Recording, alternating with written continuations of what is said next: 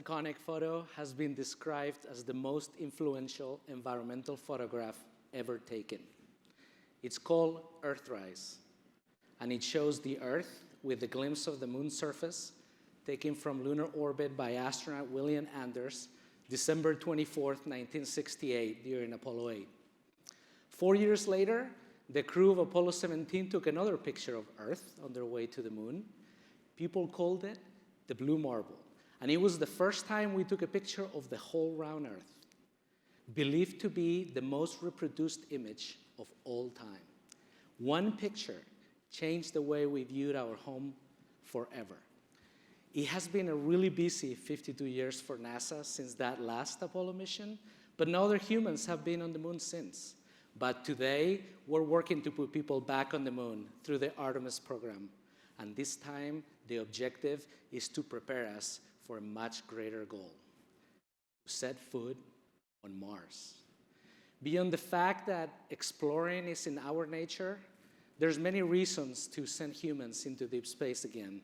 And tonight, I want to tell you the ones that I consider most important and why. So, reason number one: inspire future generations to do something great for humanity and be part of something that's much bigger than themselves. Earlier, Nikki described why this is one of NASA's priorities. Traveling to the moon is still one of mankind's greatest accomplishments. I mean, when the first humans stepped on the surface of another celestial body, the entire world was united in awe. It was a feat that required groundbreaking ingenuity and the courage to step into the complete unknown for the sake of advancing and exploring, daring to push the limits. And we did something that was considered impossible, generating a tsunami of inspiration for people across the world that wanted now to be part of that great adventure. I wasn't alive yet during the Apollo missions, pretty close. But their impact carried on to me. I wanted to be part of that adventure, to explore the ultimate frontier, space. But growing up in Spain, it seemed pretty distant and hard, maybe even impossible. But I was determined to be one of the engineers that would work on the space shuttle, mission control, or who knows, maybe even fly to space. Back then, NASA was the beacon for space exploration, guiding the way for the rest of the world. So I ended up studying space sciences and engineering, and also even working in mission control for the International Space Station. But not even back then could I imagine that I would be doing what I'm doing today, working to put people back on the moon through a deep space exploration campaign with the sights set on the first human mission to Mars. Like me with Apollo, millions of kids are going to feel that draw from Artemis, especially when they see the first woman, person of color, or international astronaut step foot on the moon. Reason number two: drive and perform groundbreaking innovation in technology development and science. So for Apollo, amongst many things, innovation came in the way of computer microchips and integrated circuits, because they had to put those systems in the spacecraft so they could get to the moon. And that led the way to what? Things like PCs, laptops, and even cell phones. So just think for a minute, that technology push, the impact that it had on us here today in terms of life and economics. But for Artemis, the challenges go far beyond getting to the lunar surface. I mean, we gotta test everything on the moon that we're gonna need on Mars. So we gotta develop moon bases, we gotta explore permanently shadowed craters, and we gotta find and extract water from the ground. Our engineers here at Garcia-Galan are working with industry on technologies to accomplish these goals, from materials, which Tim described earlier, to nuclear power plants that we can put on the moon. We're also working on space propulsion technologies to make deep space exploration more effective. The moon is 240,000 miles away, but that's about a 3-day trip with current propulsion technology. Not bad. Mars, we're talking about 140 million miles. That's a 6-month journey. So our engineers here in Cleveland are working on nuclear and other electric propulsion technology, like the in-space ion thrusters that will power the space station designed to orbit the moon, called Gateway. We can use these technologies to help us shorten the trip times to Mars and other planets, and also enable us to be able to carry less fuel in this trip. Reason number 3, global leadership in space exploration. Through Artemis, we're leading an initiative with over 45 countries and multiple space agencies with the shared vision of peaceful collaboration in space. NASA, again, is leading the global beacon in space exploration.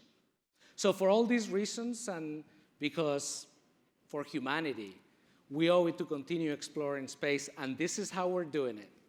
We built a brand new rocket, the Space Land System, or SLS, that will push Orion to lunar orbit.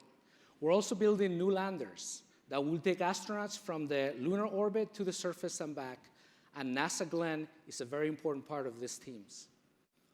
Orion is going to take 4 astronauts to lunar orbit and safely back to Earth when the mission is over. Unlike the Apollo capsules, Orion is built for long-duration flights to enable sustained lunar exploration. Orion is powered by the European Service Module, provided by the European Space Agency and built in Bremen, Germany, with many key components that are built and tested by NASA. I lead the overall team that works with the Europeans on the development of the module and the integration in the rest of the spacecraft. The ESM is the workhorse for Orion. It provides thermal control capabilities, engines to maneuver in space, and it generates power with 4 massive solar arrays. It also carries the air and water that the crews will need on their trips to the moon. We even found a new use for the solar arrays. We put GoPro cameras on their tips and created spacecraft selfie sticks. They gave us incredible imagery during the Artemis 1 mission, the first uncrewed test flight for Orion around the moon. During this mission, we tested all Orion systems, especially the ESM performing engine burns to get in and out of lunar orbit. And these test results are now helping us adjust the systems and expectations ahead of very demanding crewed missions to the moon. During this flight, the bulk of our team was working in mission control. NASA engineers sitting with their European counterparts, working together and soaking it all in. One of the key objectives of this mission was to test the Orion heat shield that will protect astronauts and equipment from a fiery re-entry into Earth's atmosphere where the temperature outside can reach up to 5,000 degrees Fahrenheit. Earth's atmosphere and 11 different parachutes slowed down Orion from 25,000 miles an hour to just about 20 before splashing down the Pacific Ocean.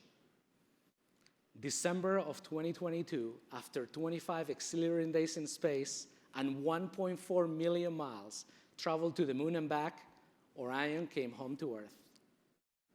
Artemis 1 was a huge success, and my dreams from my childhood of exploring the moon are being realized now by working in Orion and Artemis.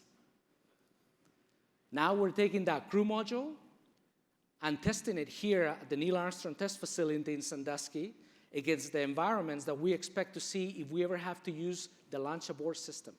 This testing is going to ensure the crew will be safe if that ever happens. After successful Artemis 2 flights, the teams are now preparing the Artemis 2 spacecraft and training the crew who we hope to launch to the moon next year. Artemis 2 is going to be another test flight for Orion, a moon flyby. And this time we're going to focus on crew systems, life support, and the crew controls of the spacecraft. After Artemis 2, we're going to send people back to the moon for the first time since 1972.